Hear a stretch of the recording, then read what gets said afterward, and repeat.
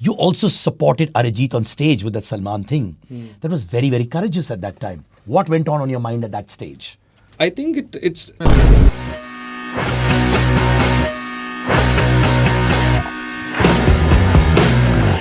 मनोज भाई अमेठी के शास्तार वहां से आए भाई साहब, और एक वीडियो देखा था इनका फेसबुक में भाई, जब ये डार्क ग्लेयर्स पहन के जैकेट पहन के एंट्री मारे और वहां पे अमेठी के लोग पागल हो रहे हैं इनके पीछे. Must have been great to come from Amethi to become a brand as a lyricist, going back to your home town and getting mobbed there. यार सिद्धार्थ, ऐसा हुआ है ना कि अमेठी से आके और अमेठी वापस जाना, Amethi is always, it has been in limelight for political reasons. बहुत सारे वहाँ से पॉलिटिशियंस निकले हैं, बहुत सारे बड़े बड़े लोग निकले हैं, गांधी परिवार की वो कर्मस्थली रही है. वहाँ से मैं पहला इंसान हूँ जो वहाँ से भूले भटके सिनेमा में आ गया. और जब यहाँ आता हूँ तो मुझे मिथुन सर जैसे लोग मिलते हैं जो मुझे अमेजिंग और अनडाइंग किस्म के गाने देते हैं. और फिर जब अमेठी वापस लौटता हूँ तो वो तालियां मेरे लिए नहीं, वो इनके गानों के लिए बजती हैं. क्या बात है, यहीं पे आप ताली बजाते थे इनके लिए और तुम्हारे लिए भी भाई. ताली बजाओ ताली बजाओ ताली बजाओ बजाओ बजाओ बजाओ. बट बताओ तुम दोनों क्या have you become like best friends? जब ये ट्यून आपको सुनाते हैं, आप ठटाक आपके लिरिक्स आ जाते हैं ऊपर से, you feel the vibe from him. How is the bond? Is it an unsung unspoken bond कि अभी भी बोलना पड़ता है ऐसे करो वैसे करो आपस में? Look at him, do you think that he can speak much? अरे इतना बात कर रहे हैं शो पे यार. ये I mean the credit has to go to you Siddharth. मैंने मिथुन सर को इतना बोलते पहले कभी नहीं देखा है.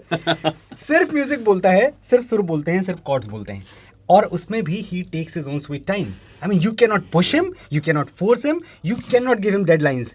इस इंडस्ट्री के बड़े बड़े आका लोग, समझ रहे हैं आप, वो मुझे फ़ोन करते हैं, यार मिथुन, मैंने कहा डेडलाइन नहीं हो सकती, गाना कैसा चाहिए, कितना बड़ा चाहिए, कितना अच्छा चाहिए, that is fine, but Mithun and deadline they don't go together. No, but tell me, ऐसा होता है when people must be putting pressure saying यार चाहिए ये है चाहिए, and you're obviously not meeting the deadline because you have your own creative pursuits to excel in, which is also great. तो conflict होता है प्रोड्यूसर डायरेक्टर के साथ? पहले हुआ करता था because I wasn't that organized. लेकिन with time and with experience I have realise कि पहले ही मना कर दो तो कॉन्फ्लिक्ट ही नया है. We can stay friends, let's not work together. और ये सब बोल देते हैं आप, क्या बात है. तो कोई या but does a music, I am sorry, a director और अ प्रोड्यूसर फील ऑफेंडेड? उनका ईगो हर्ट होता है, बोलता है कि वी कैन बी फ्रेंड्स, पर ऐसा नहीं होगा because directors and producers always want to hear a yes from the other side. I think Siddharth, उस वक्त भले ही उनको किसी को अगर बुरा भी लगे, but 3 months later they bless me. Do you agree? Correct. That's very true. Because अगर मैं हाँ बोल दूँ, maybe that time they are happy about it, but if I trouble them with not meeting deadlines, then a lot of things are at stake and then they will curse me. तो हो सकता है उस वक्त थोड़ा सा odd लगे या थोड़ा सा it becomes a little damp, but a month later everything is great and that's a long term bond which gets. Which director, if possible, got offended and later on realized कि यार मिथुन ने सही बोला था? वो क्या था? कोई है ऐसा? आपको if you ask someone outside तो आके आपको मालूम पड़ेगा. No once come and told me. हाँ, मैं 2-4 नाम बता सकता हूँ पर बताऊंगा नहीं. अरे बोल देना भाई, ये आपस की बात है बाबा, ये आपस की बात है जो पूरा देश सुन रहा है इश्क के फिल्म के जरिए. But I love that. But what I notice is both of you have a inbuilt simplicity. आपका भी जो लिरिक्स है बहुत ही सोचा समझा, फेल्ट, ऑनेस्ट है. पर बहुत से लोग आते होंगे जो बोलते हैं वड़ा पाव वर्ड डाल दो गाने में, हाँ खुजली हो रही है डाल दो वर्ड. ऐसे ऐसे होता तुम्हारे साथ? नहीं यार, पहले जमाने में होता था बहुत. अभी क्या है, लिरिक्स राइटिंग जो है ना, मेरे लिए एक ये प्रोसेस ही अलग थी. ये प्रोसेस ये नहीं थी कि मैं किसी लाइमलाइट के लिए, किसी ग्लैमर के लिए, सिनेमा में आने के लिए मैंने गाने लिखने शुरू कर दिए. नहीं, मुझे गाने लिखने ही थे, मुझे कुछ और आता ही नहीं था. अब बीच में सिनेमा आ गया, फिल्में आ गई, अच्छी बात है. अगर ये ना आता तो भी मैं गाने लिख रहा होता. क्या बात है? मैं बैठ के कहीं किसी चाय की दुकान पे, किसी कॉफी शॉप पे लिख रहा होता. मैं तो लिखता ही, मुझे लिखने से कौन रोकता. दूसरी बात, मैं जब गाने क्रिएट करता हूँ तो एक फंडा बहुत क्लियर है. एक शेर था मेरा कि सलाम करते हैं रस्ते भी उस मुसाफिर को, वो जिसके पाँव में हर रोज छाले आते हैं. क्या बात है, क्या बात है. सलाम करते हैं रस्ते भी उस मुसाफिर को, वो जिसके पाँव में हर रोज छाले आते हैं. मैं अपने दिल की दरारें न भरने दूंगा कभी, इन्हीं दरारों से मुझ में उजाले आते हैं. क्या बात है ब्रदर, गॉड ब्लेस यू यार. So that is the reason for writing. दिल टूटा हुआ है, देखते हैं, दुखी होते हैं लोगों का इश्क देख के, और खुश भी होते हैं कभी कभी. जो जैसा होता है वैसा गानों में आ जाता है. तो बहुत दिल टूटा है कि नहीं तुम्हारा? शादी से पहले मैंने अच्छा क्यूट सा बच्चा है तुम्हारा, ये तो ऑब्वियसली सिंगल है अभी, हाँ. और तुम बताओ, ऐसा इतना दिल टूटा है कि तुमने ऐसे सारे कई बार गिनती नहीं है। कतील शिफाई साहब जो पाकिस्तान के जाने माने शायर हैं, उन्होंने एक बहुत कमाल की चीज कही थी कि सिमट सका न कभी जिंदगी का फैलाओ, कहीं भी खत्म गमे आशिकी नहीं होता, और निकल ही आती है कोई ना कोई गुंजाइश, किसी का प्यार कभी आखिरी नहीं होता। तो ये आखिरी प्यार होता नहीं है कभी, पहला ही होता है। बदमाश, तुम्हारी बीवी देख रही है ये इंटरव्यू, यानी कि तुम्हारा प्यार अभी भी चल रहा है शादी होने के बाद? बीवी से चल रहा होगा। अरे क्या बता, ऑफ कोर्स। बट ऐसा आता है प्रेशर कि ऐसे लाइंस लिखो जो तुम कहते हो, जैसे मिथुन रिफ्यूज करते हैं deadlines. Do you refuse song saying मैं ऐसे गाने नहीं लिखूंगा? Yes, that's very clear in my head. What are the mandates? I can write. I mean, I have done those mistakes in past. Like what? Do you want me to? Yeah. Honestly, it's great to show how you've refused and you've still conquered. It's a great platform. मेरा एक गाना था film मस्ती ज़ादे का, मेरा रोम रोम romantic है। उसके लिरिक्स जिस दिन आपके इश्क एफएम के ऑडियंस ने सुन लिए, उस दिन जो थोड़ी बहुत मेरी इज्जत करते हैं वो बंद कर देंगे। क्या था lyrics, if you don't mind me asking? बोलना। स्कर्ट उठा के तूने कर दिया दिल को डायनामाइट। वाह। फक फकीराना इश्क हुआ है ओवरनाइट।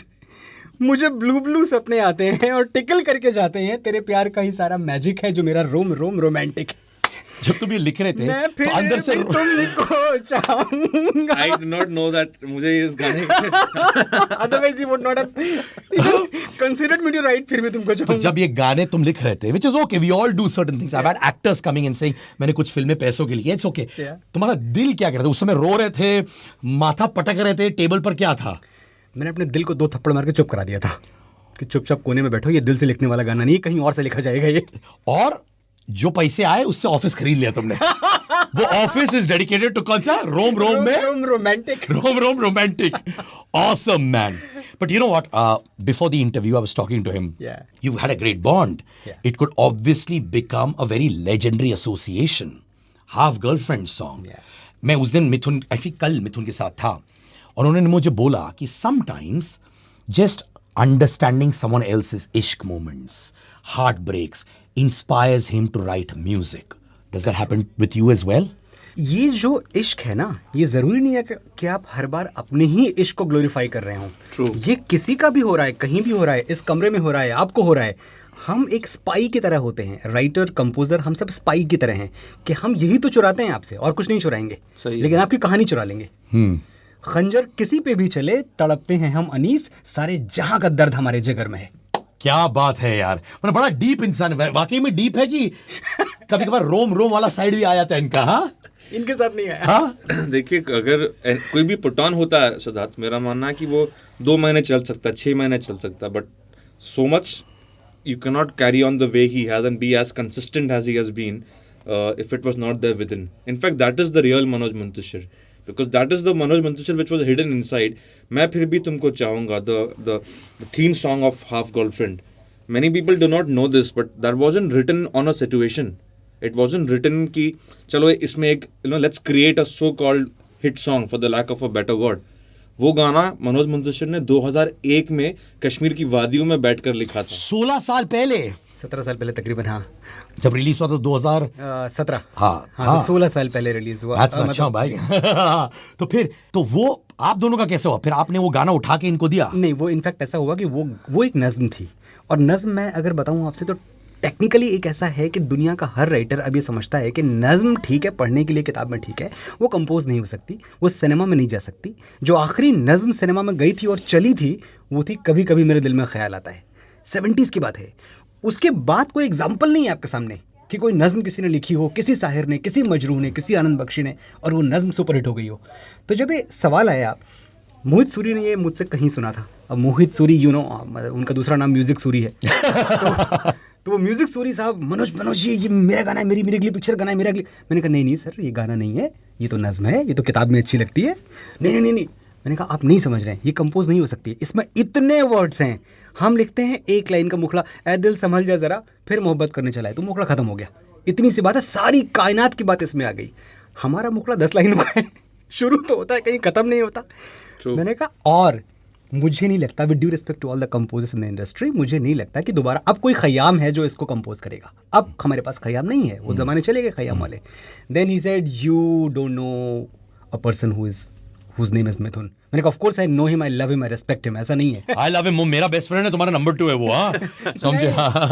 नहीं। आज बता दो किसके बेस्ट फ्रेंड हो तुम? बता दो, आज आप देखा जाएगा। मैं उनसे ज्यादा इंटरेस्टेड हूँ. मेरी छोटी सी गुड़िया शूट कर रही है, ये हो गया ना, खुश हो गई तू, पार्टी फेंक रही है. So Mohit said meet Mithun. Yes. So I went to him and the first thing I told him, मैंने कहा मैंने एक तो इनको लाइनें दी. लाइनें देने के बाद मुझे इतनी गिल्ट हुई अंदर से. मैंने कहा यार मैं बेचारे कंपोजर को क्या दे रहा हूँ जो चीज़ कंपोज ही नहीं हो सकती. तो फिर मैंने इनका चेहरा देखा. मैंने कहा सर एक काम करते हैं, इसको हम थोड़ा सा हम म्यूज़िक फ्रेंडली कर देंगे, कुछ इसको बदल देंगे. मैंने अपना मेरा दिल पिघल गया. And he is telling me Manoj ji अगर मैं इसको ऐसे का ऐसा कंपोज कर पाया तो करते हैं, वरना छोड़ते हैं, कोई और गाना करेंगे फिर कभी. मैंने कहा हैं, ये मतलब इतना उड़ता हुआ तीर अपने सीने में ले रहा है आदमी, इतनी बड़ी मुश्किल. But he that's what he is, that's what defines him. He is so brave and so courageous. वो जो हिम्मत दिखी ना, उस हिम्मत के बाद 6-7-8 दिन मेरे ख्याल से गुजर गए होंगे. One day Mohit Suri calls me and he said जाओ सुनो क्या बनाया है. और फिर अवार्ड पे अवार्ड, इज्जत, मोर ग्लोरी.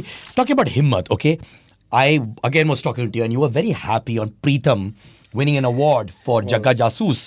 Honest to God, इन्होंने मुझसे खुद कहा, हम लोग सोचते हैं कंपटीशन होता है वगैरह वगैरह, इन्होंने मुझसे कहा I am so happy for Pritam because he had the courage to do a Jagga Jasoos जो म्यूजिकल है.